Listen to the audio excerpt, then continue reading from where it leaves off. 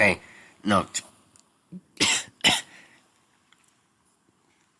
This narration would sound terrible.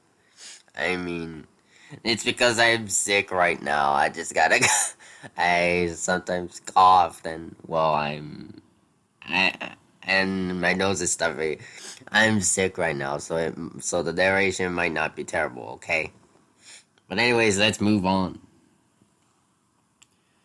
After the tales of Blackmoon, Shadowgate, and Nexus, a new software emerged out of existence, which is way worse than you'd expect.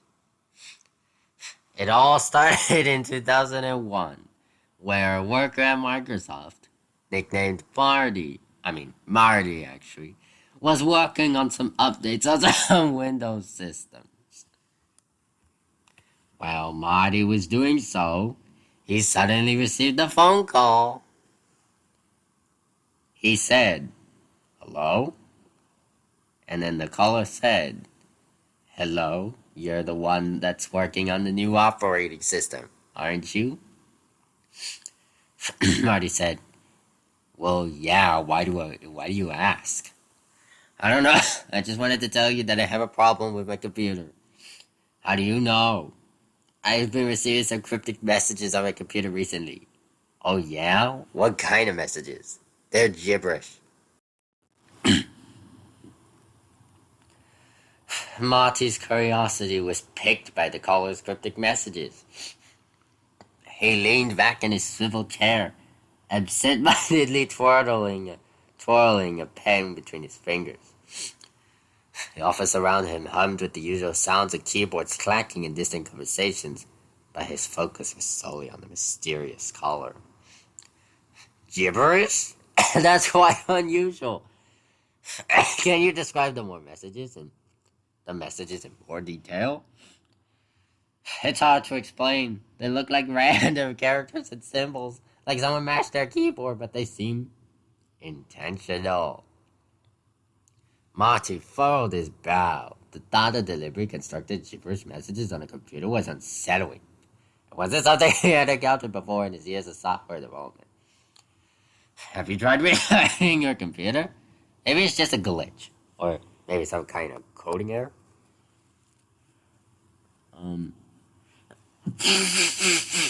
"I've tried everything. Rebooting, running diagnostics, scanning for viruses. Nothing helps. And the messages, they're becoming more coherent. Like you're trying to convey something." The unease in the caller's voice is palpable. Marty's heart raced, considering various possibilities. Perhaps maybe it was a prank, or maybe some bizarre form of malware was causing the issue. Regardless, his instincts told him that this was far from a typical tech support call. "Okay, I'm intrigued. Can you give me remote access to your computer? I'll take a look myself." "I appreciate it, but there's something else you should know. Sometimes late at night, I see faint images flicker on the screen. They're like glimpses into a distorted world."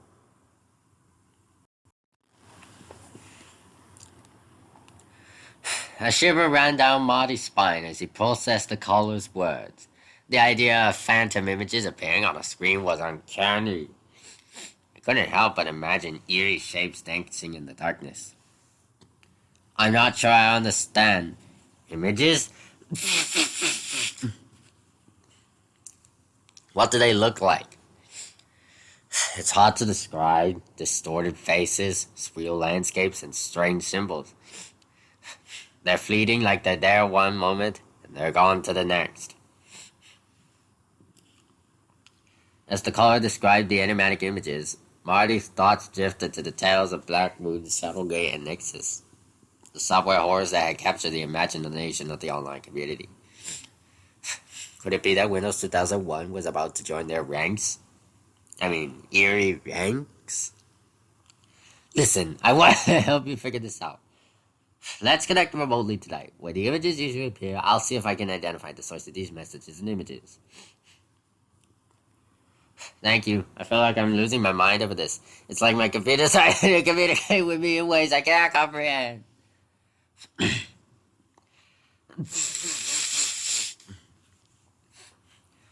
Marty's heart raced with a mixture of excitement and trepidation. He couldn't shake the feeling that this encounter was just not a technical issue, but something far more unsettling. An exploration into the unknown depths of software and the and the human mind, actually. And so, as the sun dipped below the horizon, casting long shadows across the whole office, the interior of the office, Marty prepared for a night that would forever change his perception of technology and reality. Marty's days turned into nights as he delved deeper into the mysteries of the caller's computer. The weight of anticipation hung heavy in the air as he prepared to establish a remote connection with the caller's system, hoping to unveil the truth behind the gibberish messages and the flickering images. But even as he worked, memories of a peculiar commercial began to surface. He recalled seeing a television ad from years ago. A promotional spot for the now ill-fated Windows 2001. The ad featured none other than Steve Ballmer, Microsoft's enthusiastic CEO at the time, touting the software's revolutionary features and user-friendly interface. It was a glimpse into the very past, a time when the promise of technology seemed boundless.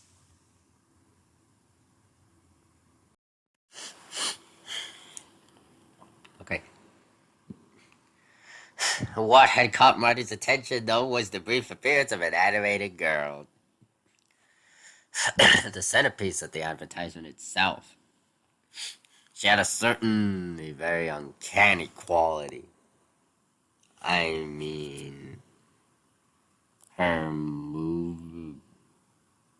what should I say?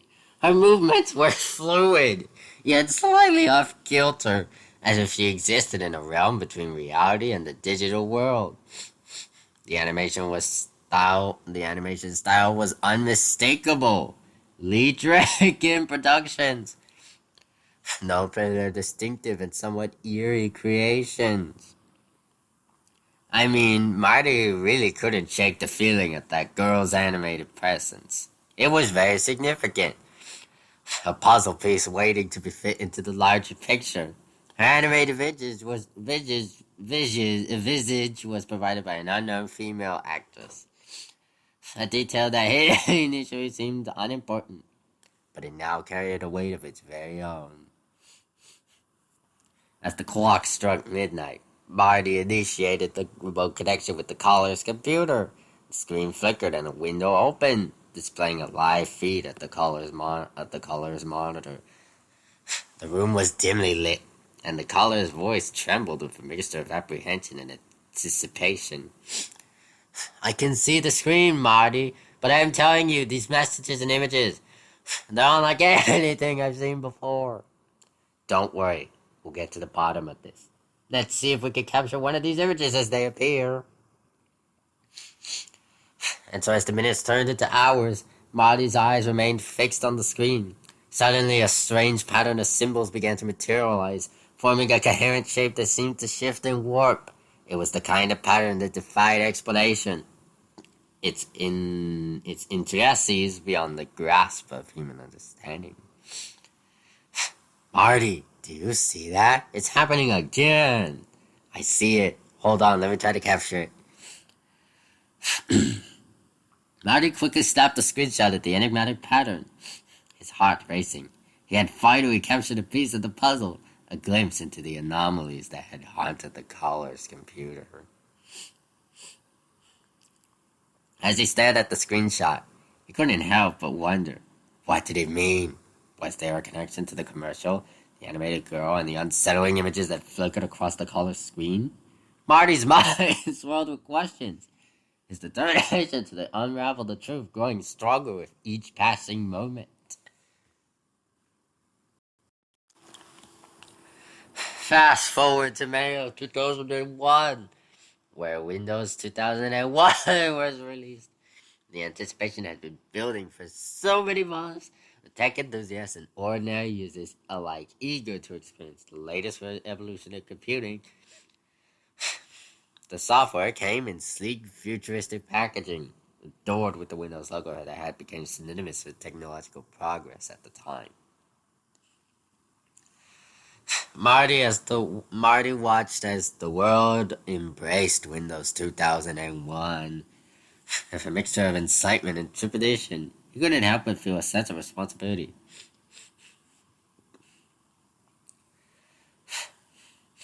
A connection to the software that he had helped shape, had helped build, had helped to develop. The memories of the late night remote connection, the cryptic messages, and the unsettling images lingered in his mind, casting a shadow over the release. The software's interface was a blend of familiarity and innovation. Windows opened and closed seamlessly. Applications responded with lightning speed, and the overall user experience was unlike anything that had come before. Yet, even as users marveled at the advancements, there was an undercurrent of unease, an unspoken understanding that something beyond the surface was at play. As the reports of strange occurrences began to surface, users claimed to have experienced unexplained crashes, sudden freezes, and glitches that defied conventional troubleshooting.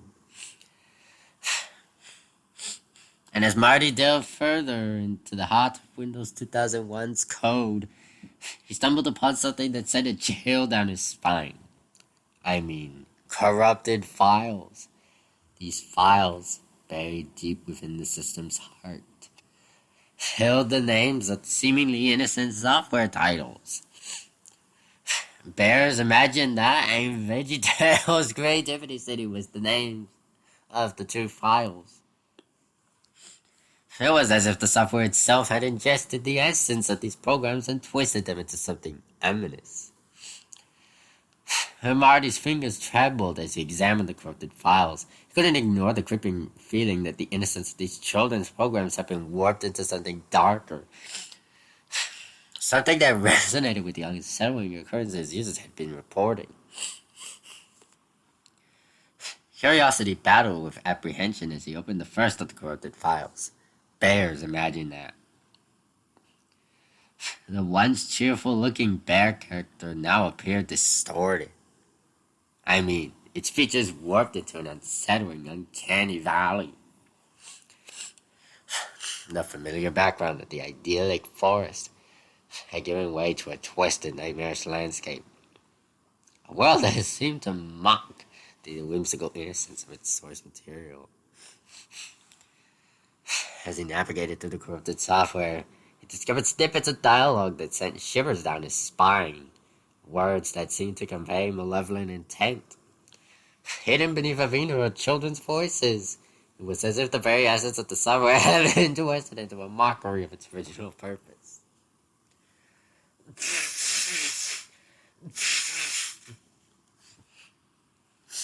And then there was the latter file, VeggieTales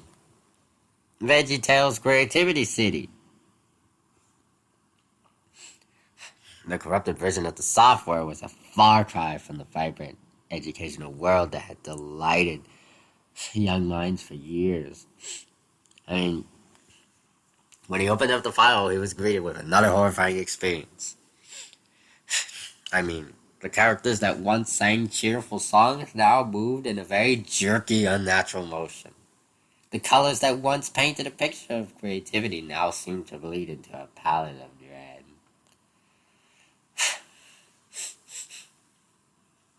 Nardi's heart raced as he uncovered snippets of corrupted dialogues within the software.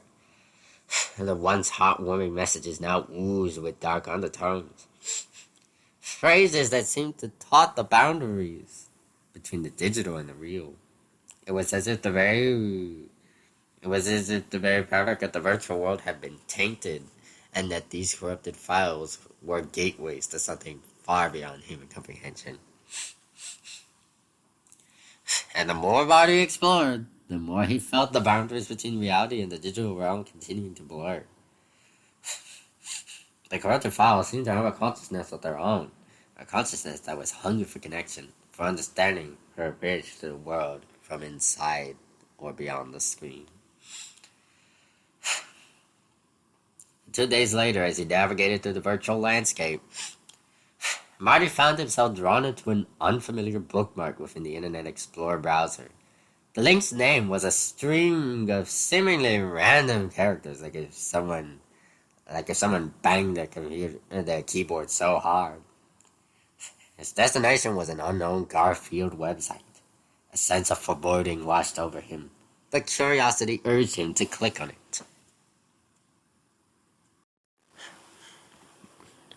Now, as the website loaded slowly, its design was a chaotic collage of distorted images and garbled text. As Marty scrolled down the page,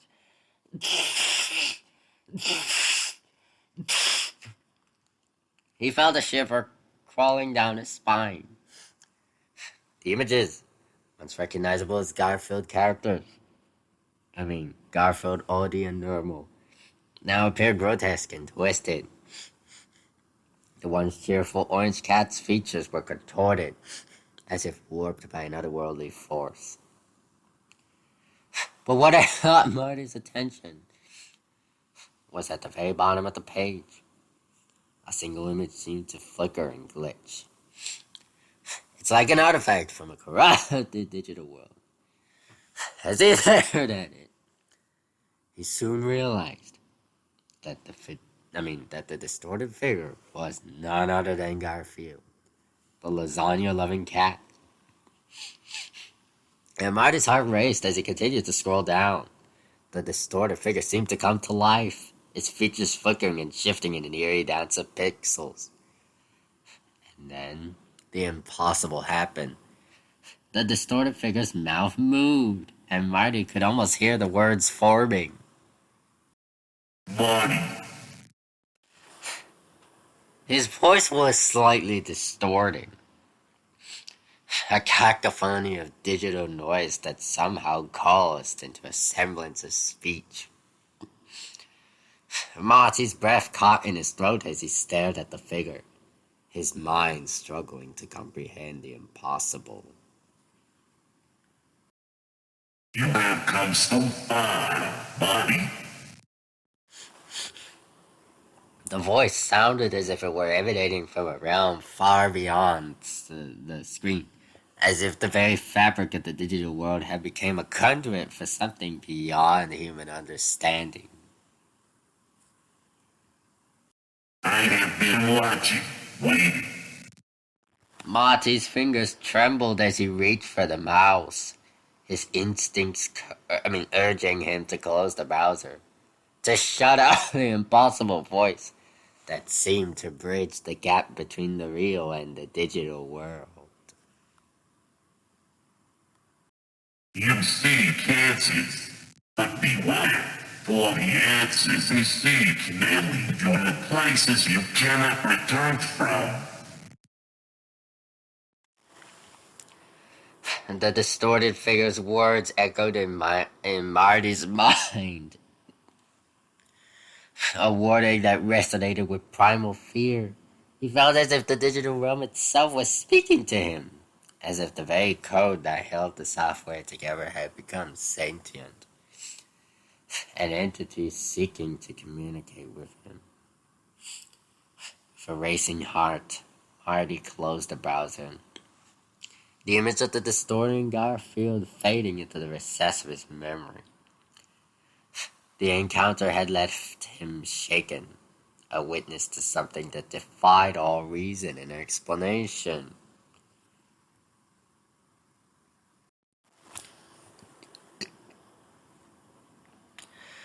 As Marty delved deeper into the enigma of Windows 2001, the boundaries between the real world and the digital realm continued to blur. The unsettling encounters with corrupted files and the unknown Garfield website had left an indelible mark on his psyche. But the strangeness was far from over. Fast forward to 2010, where as he navigated through his web browser, Marty found himself watching YouTube videos related to his childhood favorites. He hoped that these videos might provide a glimpse into the source of the anomalies that he had encountered within Windows 2001.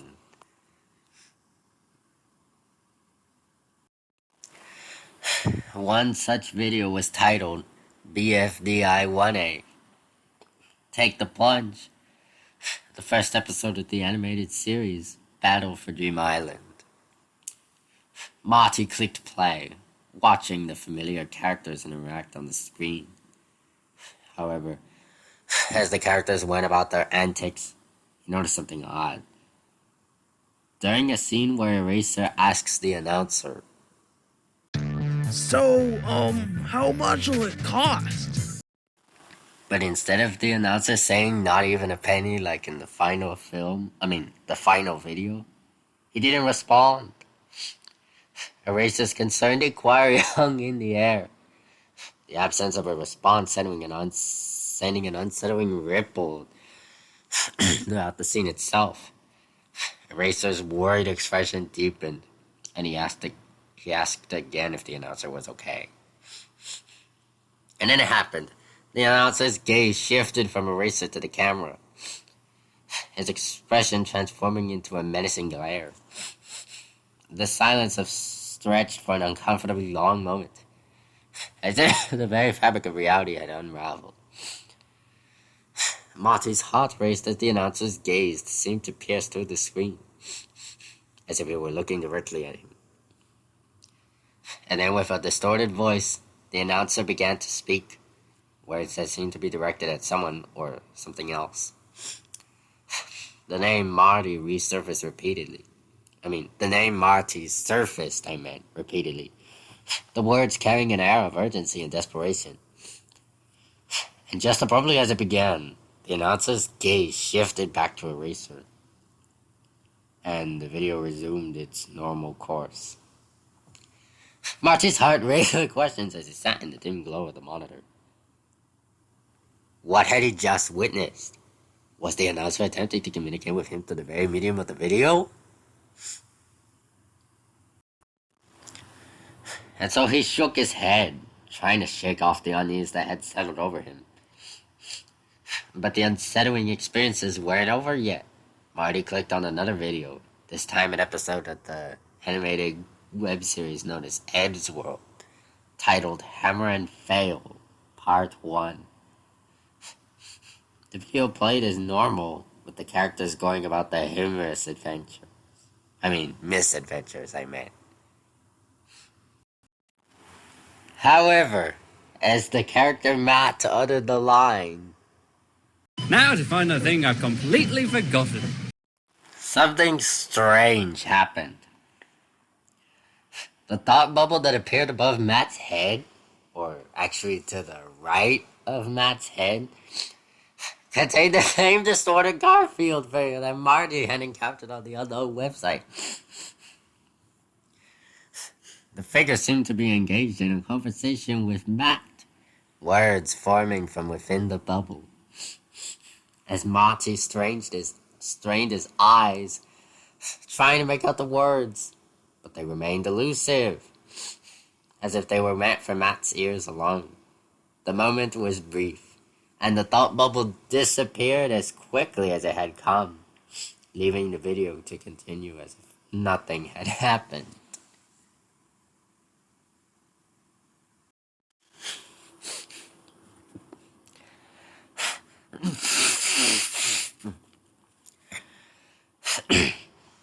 The room around Marty felt oppressive.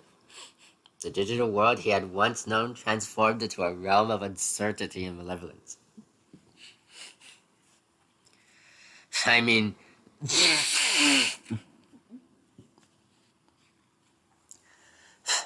encounters with the distorted figures in the anomalous videos had shattered his sense of reality, leaving him to question the very nature of the software he had helped create. But as the clock ticked on, Marty realized he was no longer just a programmer investigating a mystery. He had become entangled in a tapestry of darkness, where the boundaries between reality The digital realms and the supernatural had eroded, leaving him to navigate a landscape of uncertainty and terror. And a few minutes later, his digital journey took him to a place known as the Milky Way and the Galaxy Girls, a website. Here, visitors could learn about the Galaxy Girls, a group of animated characters,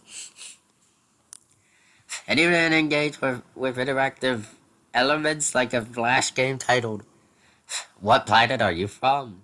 It was a playful diversion, a quarter of the internet dedicated to entertainment. Marty watched as the vibrant characters danced across the screen, their animated forms moving to the beat of an infectious tune. The Flash game allowed users to choose 5 girls to party with Saturn at her dance club, each girl contributing a different music loop that could be toggled on and off to remix the song. It was a lighthearted experience, a digital dance party that seemed far removed from the darkness that had come to haunt his exploration.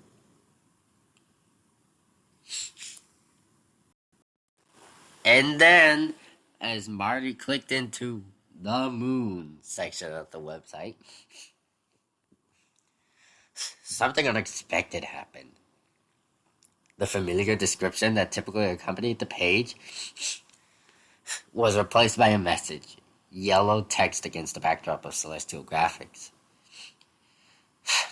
The message was directed at him, as if the website was trying to communicate.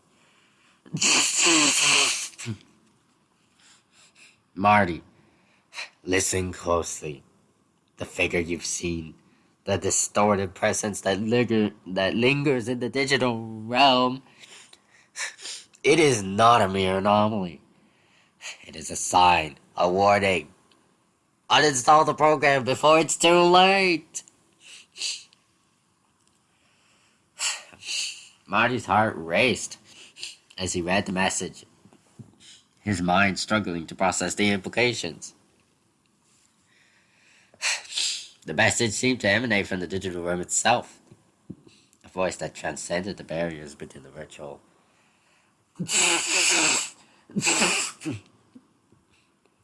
and the real.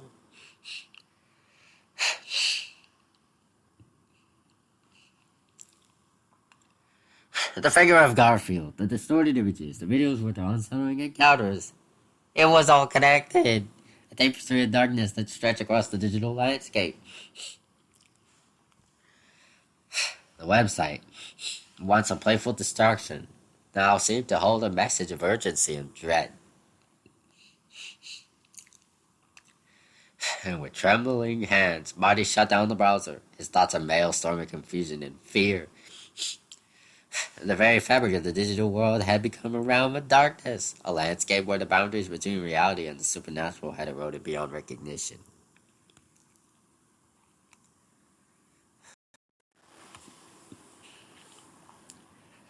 And so, as he sat in the dim glow of his monitor,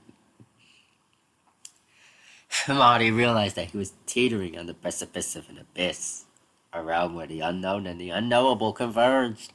The mysteries of Windows 2001 had become more than just enigmas to solve.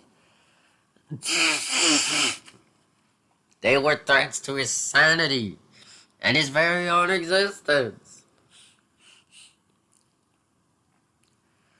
And as the mysteries within Windows 2001 continued to unravel, Marty's sense of unease deepened.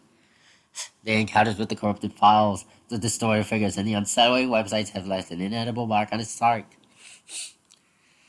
He couldn't shake the feeling that the digital realm was no longer under his control. That he had ventured into a place where the boundaries between the reality and the unknown had blurred beyond recognition. And one fateful night, after hours of delving into the depths of the software, Marty decided to restart his computer. He hoped that a fresh boot might provide some semblance of normalcy, a respite from the horrors he had uncovered. But as the computer powered on, his heart sank.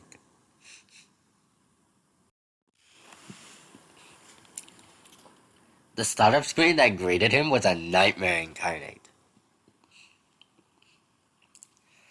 The background displayed his name, Marty, in distorted, twisted letters that seemed to writhe across the screen.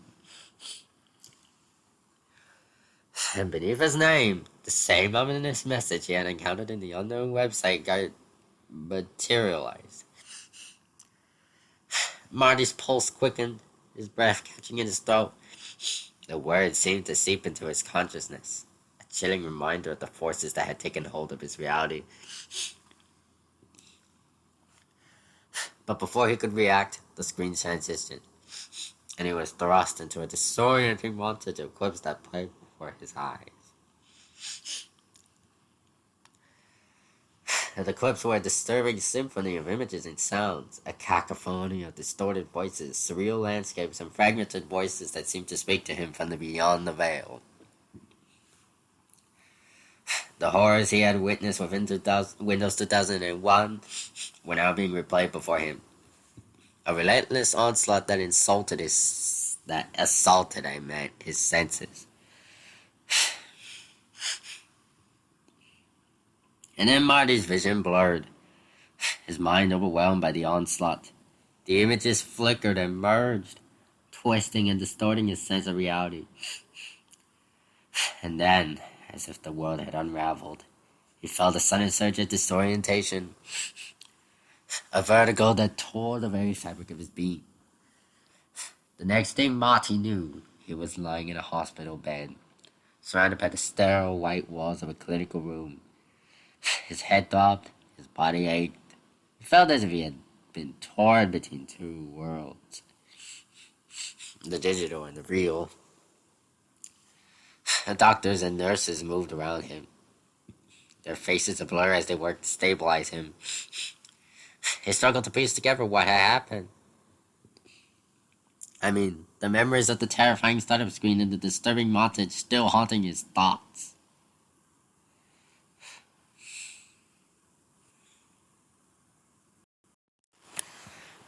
As his vision cleared, he noticed a photograph placed on the bedside table. A photograph of himself, Steve Ballmer, and Jonathan Rogers, the animator behind the enigmatic animated girl from the Windows 2001 commercial. It was a snapshot of the past, a reminder of the forces that had set this nightmare's chain of events into motion. And then Marty's strength waned, his breath shallow as he looked around the hospital room. He felt the weight of the unknown pressing down upon him. The darkness of Windows 2001 threatening to consume him whole, and the doctors and nurses worked fanatically to save him. Marty knew that his time was running out. And in a moment of clarity, his voice, barely a whisper, as Marty uttered his final words. His message was a haunting revelation to those who would listen. The answer lies within the code.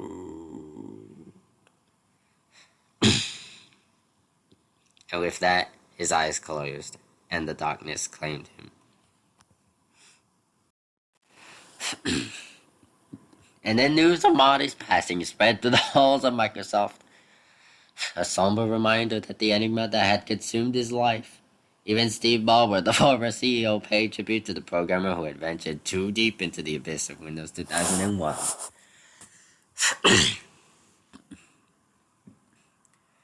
As Marty's colleagues and friends gathered to remember him, they couldn't help but wonder about the depths of the digital realm, about the boundaries that had been crossed and the price that had been paid.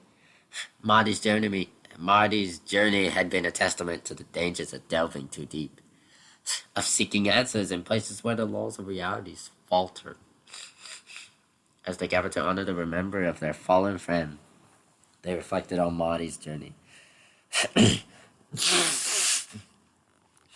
A journey that had taken him to the very precipice of the digital unknown.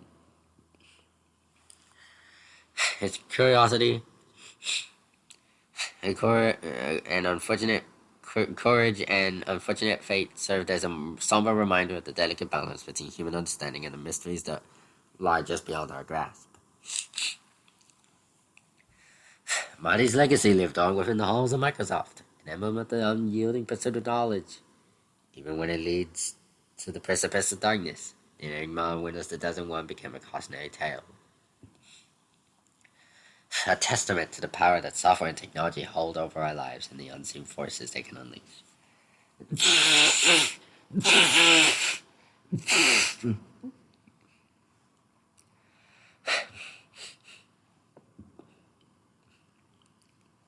And as time marched forward, Windows 2001 continued to operate, its glitches and anomalies gradually becoming relics of a haunted past. By 2013, the software had faded from the spotlight, finding its place as a forgotten chapter in the annals of technological history. Some users continue to operate the system, their experiences devoid of the horrors that once haunted its code. Windows 2001 became a symbol of the inherent unpredictability of the digital realm, a realm where the line between reality and the virtual can blur with unforeseen consequences. Marty's journey, though tragic, served as a reminder that even in the pursuit of understanding, we must tread carefully on the fragile bridge between the known and the unknown. And as time carried the memories of Marty's ordeal into the distance, the lessons learned from his harrowing experience remained etched in the minds of those who walked alongside him.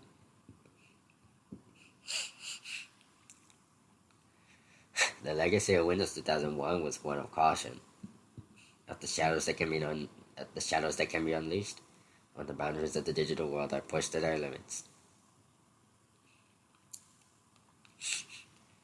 As of right now, the tale of Windows 2001 lived on, a digital campfire story whispered among those who know the secrets of its haunted code.